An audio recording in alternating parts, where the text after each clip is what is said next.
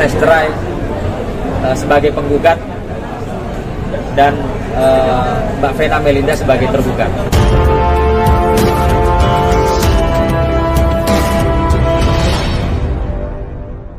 Pertama-tama saya mau tanya dulu sama teman-teman media, mungkin saja sudah mendapatkan info, ya, apakah kuasa hukum dari pihaknya Mbak Vena itu sudah mengajukan gugatan cerai atau belum? Ada yang tahu infonya? Belum ada info sih bang, belum ada info bang. Belum ada info ya? Oke, itu dibikin draft Pak. Masih dibikin draftnya? Ini hari ini saya mau menyampaikan terkait dengan penunjukannya Mas Ferry ke kantor saya, atau saya dan tim selaku kuasa hukum Mas Ferry Irawan yang bertugas untuk menjalankan atau melakukan upaya hukum menggugat cerai Mbak Vena Melinda di Pengadilan Agama Jakarta Selatan. Hari ini tadi rekan saya Bang Imam sudah melakukan pendaftaran, ya, dan untuk agenda berikutnya tentunya kami menunggu relas panggilan yang dimana Mas Ferry Irawan dan keluarga sudah mantap atau memantapkan hatinya untuk menjalankan atau mengajukan proses cerai sebagai penggugat dan Mbak Vena Melinda sebagai tergugat. Mungkin Pak Imam bisa lanjutkan surat kuasanya dulu. Surat kuasa. Ini surat kuasa saya. Ini bukan buat KDRT loh ya. Ini buat kasus perceraiannya. Urusan perceraiannya Mas Ferry sudah bikin kuasa. Tahan bang. Tahan. Oh iya maaf.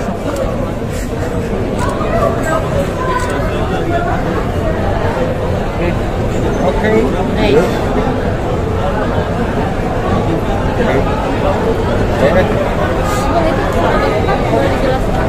Ini surat kuasa. Iya, surat kuasa. Jadi Mas Ferry memberikan kuasa kepada saya, ya, untuk mengajukan gugatan perceraian terhadap tergugat Mbak Vena Melinda. Iya, betul.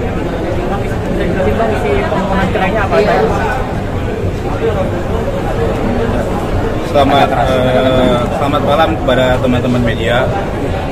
Jadi per tanggal 7 Februari 2023 berdasarkan surat kuasa yang telah ditandatangani oleh Mas Ferry tanggal 30 Januari 2023 dalam hal untuk membuat dan mengajukan permohonan cerai talak terhadap Mbak Vena Melinda selaku termohon atau tergugat. Jadi per tanggal 7 Februari 2023 kami tim kuasa hukum telah mengajukan dan mendaftarkan permohonan cerai talak atau gugatan ke Pengadilan Agama Jakarta Selatan melalui e-court Mahkamah Agung. Jadi sudah jelas tanggal 7 Februari 2023 tertera, ya. Di sini Mas Ferry Irawan sebagai penggugat atau pemohon.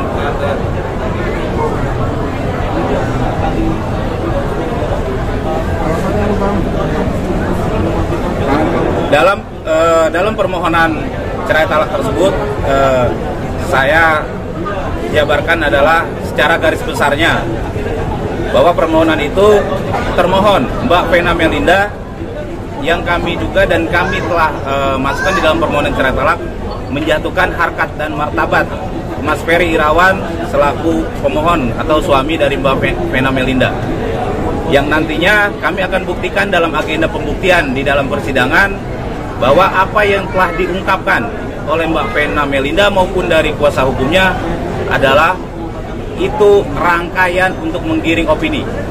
Jadi nanti akan kami buka semua di agenda pembuktian bahwa Mas Ferry Irawan telah menjalankan dia sebagai suami telah bertanggung jawab selama dia berumah tangga dengan Mbak Vena Melinda. Secara itu secara garis besarnya. Nah, jadi teman-teman udah paham ya, masyarakat juga sudah paham ya. Makanya gunakan itu jasa advokat yang masih junior, masih muda gesit, ya. Nggak pakai ngomong mau masukin gugatan. Kita sudah masukin gugatan per hari ini. Ya, tanggal 7 kemarin ya. Oh, hari ini ya, hari ini. Ya. Jadi sekarang kita sama-sama bisa menunggu ya. Karena saya juga udah nggak sabar nih sama tim untuk membuktikan fakta-fakta yang ada, ya, membantah tuduhan-tuduhan yang keji, ya, seorang suami dibilang nggak ngasih nafkah, KDRT dan lain-lain. Nanti kita bisa buktikan pada saat persidangan kasus cerainya ini, gitu. Jadi ya. Kemarin katanya itu nunggu aja, tapi itu pada akhirnya dari duluan yang mulai cerai.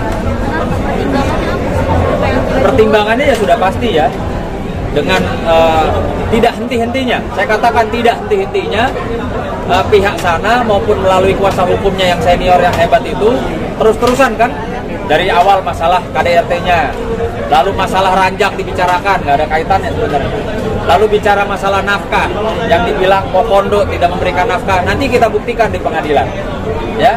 Lalu yang terakhir dibilang katanya klien saya Mas Ferry itu mengancam akan menyebarkan foto atau video yang tidak pantas atau senonoh apabila tidak mau diajak berhubungan suami istri. Nah, ini yang terakhir saya sudah bilang, kalau memang itu bentuknya pengancaman dan ada buktinya, laporkan saja, gitu loh.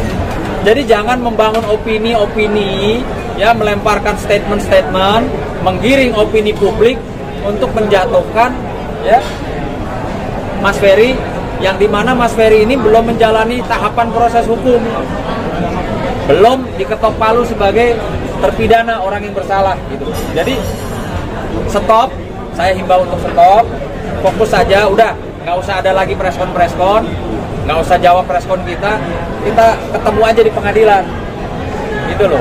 Jadi nggak usah bangun-bangun opini publik terus lah, masyarakat juga lama-lama bisa lihat, gitu.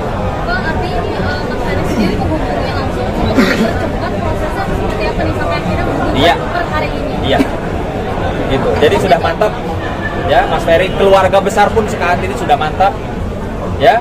Toh masyarakat juga tahu kok, yang menutup pintu memutus silaturahmi bukan pihak kita, bukan kita. Kita dari awal terus berusaha. Saya pun jadi pengacara.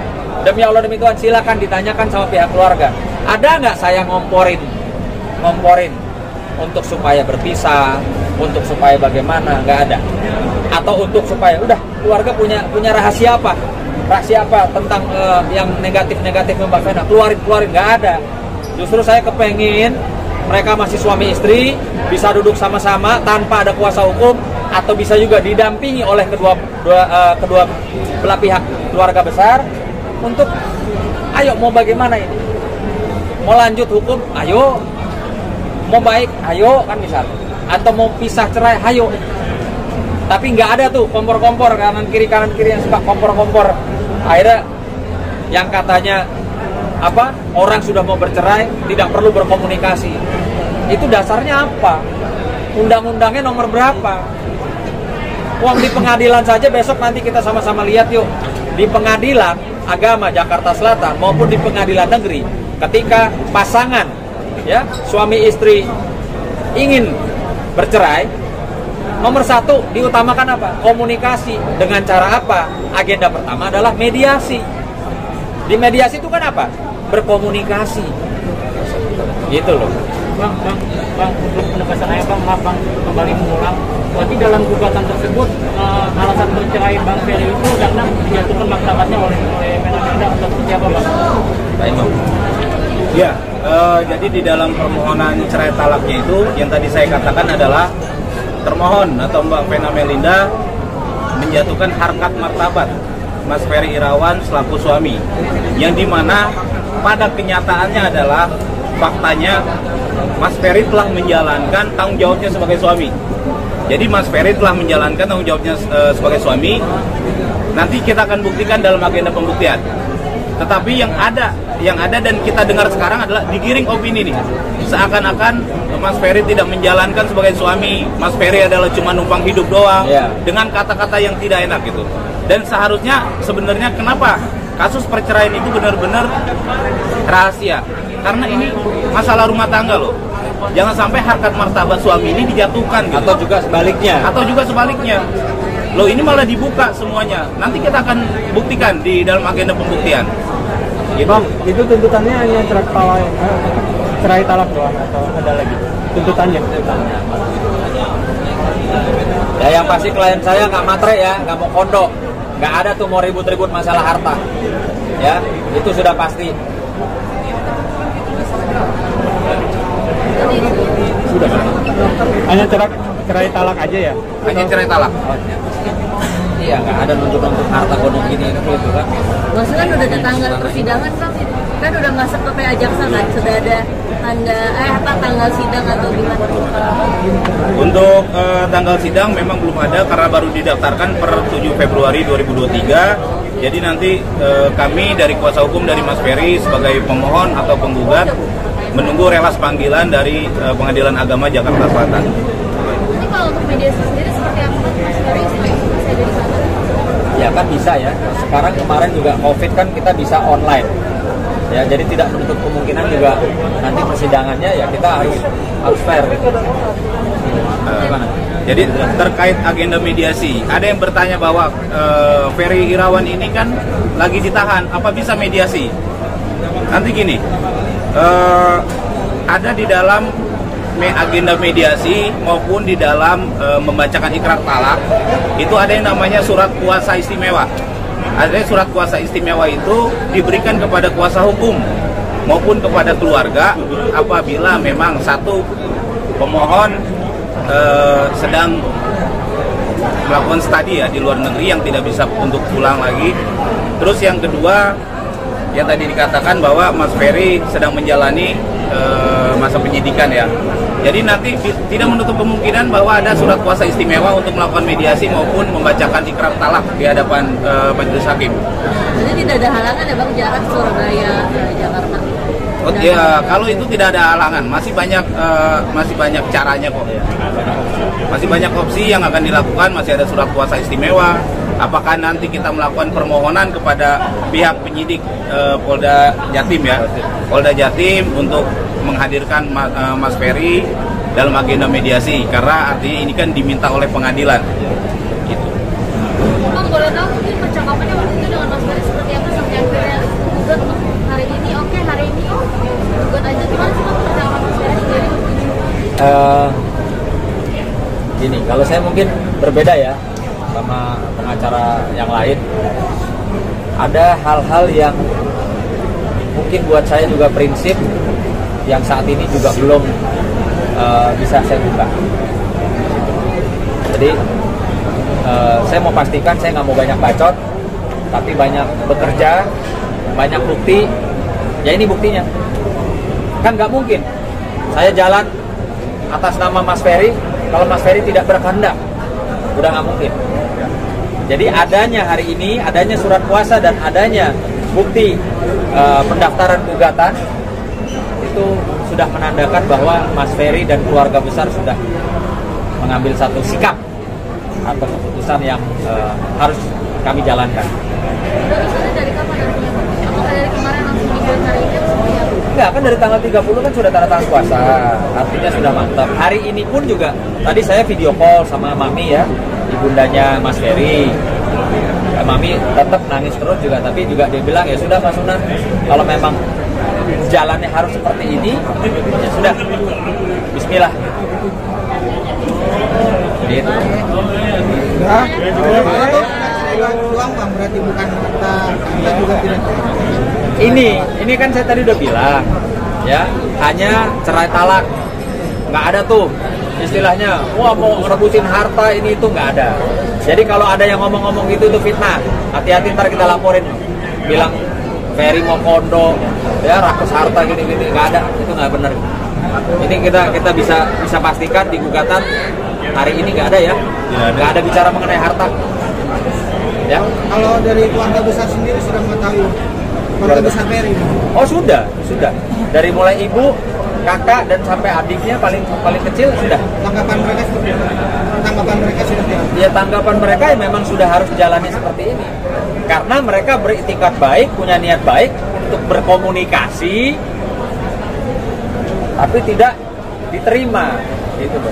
Ingin bersilaturahmi, tapi tidak ada tanggapan atau respon yang baik.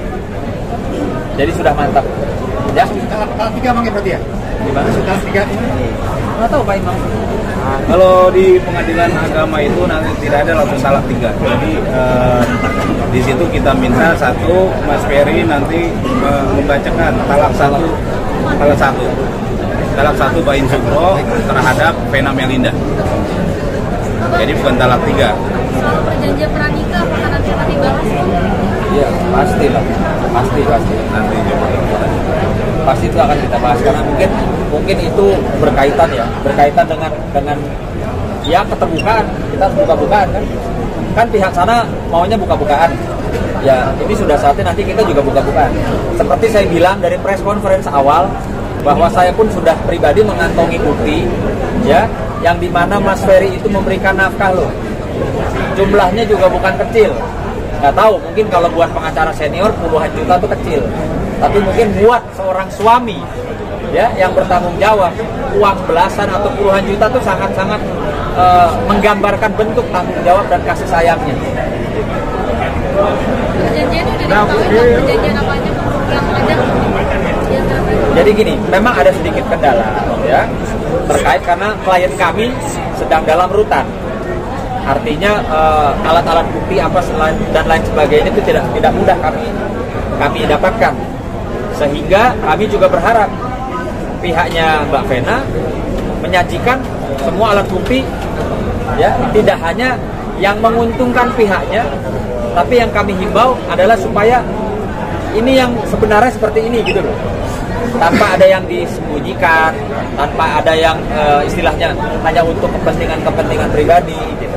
Jadi kita minta, karena ini sudah terlanjur dari awal disorot oleh media, oleh publik juga diikuti, maka saya juga berharap segala sesuatunya transparan. Jangan ada yang ditutupi untuk ini kepentingan saya, kepentingan apa gitu. Itu aja harapan dari saya.